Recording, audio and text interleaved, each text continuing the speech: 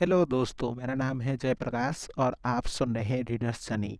आज हम जिस जातक कथा के बारे में सुनेंगे उसका नाम है अंधभूत जातक।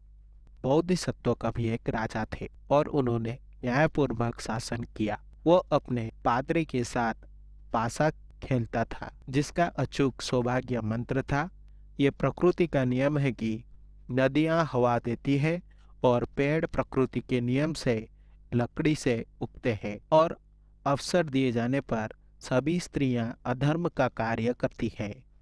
बोधिसत्व को लगातार पैसा खोने से थके हुए पादरी ने मंत्र को बुझाने की एक योजना तैयार की, ताकि वो खेल जीत सके और अमीर बन सके।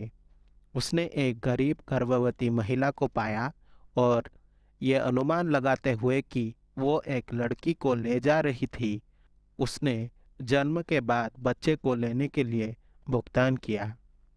उसने इस लड़की को अपने महल में ताला और चाबी के नीचे रखा और उसे पूरी तरह से महिलाओं द्वारा पाला।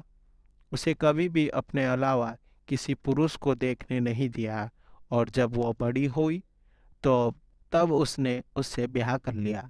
इस पूरे समय में पादरी ने पासा खेलना बंद कर दिया था, लेकिन अंत में उसने बोधिसत्व को एक खेल के लिए चुनौती दी। बोधिसत्व द्वारा अपना मंत्र गाए जाने के बाद पादरी ने अंत में कहा, मेरी लड़की को छोड़कर, और वो जीत गया। बोधिसत्व अब जान गया था कि उसके पादरी के घर में एक गुणी महिला बंद है, इसलिए उसने उसे भ्रष्ट करने के लिए एक चतुर युवा बदमाश को काम पर रखा।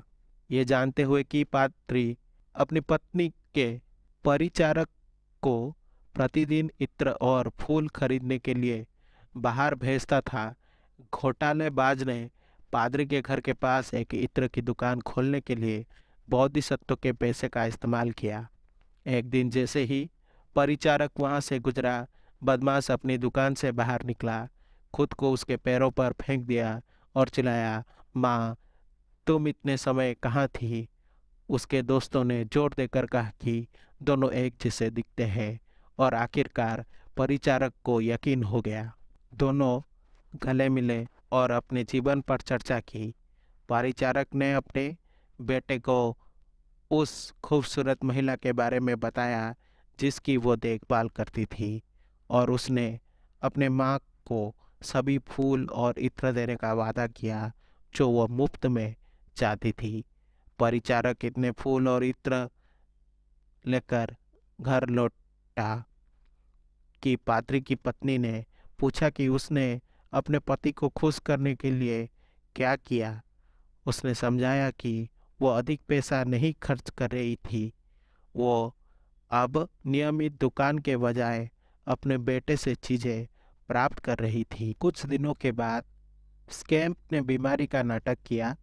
जब परिचारक उसे देखने आया तो उसने उससे कहा कि क्योंकि पादरी की पत्नी कथित तौर पर इतनी सुंदर थी कि वो उसके प्यार में पागल हो गया था, और अगर वो उसके पास नहीं होता तो वो टूटे हुए दिल से मर जाता।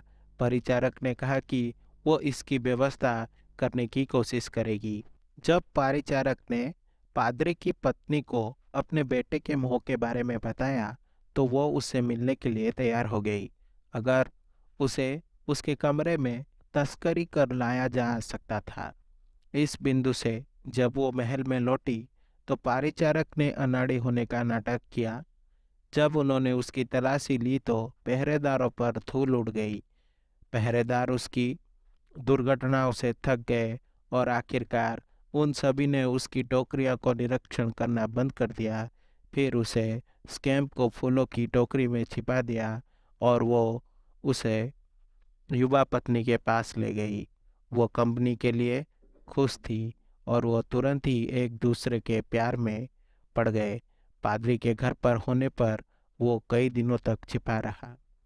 आखिरकार पादरी की पत्नी ने अपने नए प्रेमी से कहा कि उसे छोड़ देना चाहिए, और वो मान गया, लेकिन उसने कहा कि वो पहले पादरी को मारना चाहता है। उसे योजना पसंद आई, इसीलिए जब उसके पति उसके कमरे में आया तो उसने उससे कहा कि वो तब तक नृत्य करना चाहती है जब तक वो वीणा बजाता है, लेकिन उसे अपना चेहरा ढकने की ज़रूरत थी क्योंकि वो शर्मीली थी। और वो मान गया। जब वो नाच रही थी, उसने अपने पति से कहा कि उसे एक बार सिर पर मारने की इच्छा थी। फिर से वो सहमत हो गया क्योंकि वो एक बेवकूफ़ था। और बदमाश ने झपट लिया और उसे इतनी ज़ोर से मारा कि उसकी आंखों में चोट लग गई। उसकी पत्नी ने उसके आंखों से पट्टी हटा दी और उसके घाव पर तेल मल दिया। और जब पादरी चला गया तो स्कैम्प महल से उसी तरह से बाहर चला गया जैसे वो अंदर आया था। और उसने तुरंत बोधिसत्व को वो सब बताया जो हुआ था। अगली बार पादरी ने बोधिसत्व के साथ पासे का खेल खेला और उसमें अपनी लड़की को छोड़कर जो वो हार गया। बोधिसत्व ने अपने पादरी का ये विश्वास करने के लिए मजाक उड़ाया कि किसी भी महिला पर केवल एक पुरुष के प्रति विश्वास योग्य होने पर भरोसा किया जा सकता है। और उसने घोटाले के साथ अपनी योजना का खुलासा किया, जिसमें ये शामिल था कि जब उसकी आंखों पर पट्टी बंधी थी तो वास्तव में क्या हुआ था। जब पादरी ने अपने पत्नी से उसकी दुष्टता का सामना किया तो उसने सब कुछ नकार दिया और कहा कि वो ये साबित करने के लिए अग्नि परीक्षा का बहादुरी से सामना करेगी कि वो सच कह रही है। उसके विचार से सहमत होते हुए पादरी ने आग जलाई।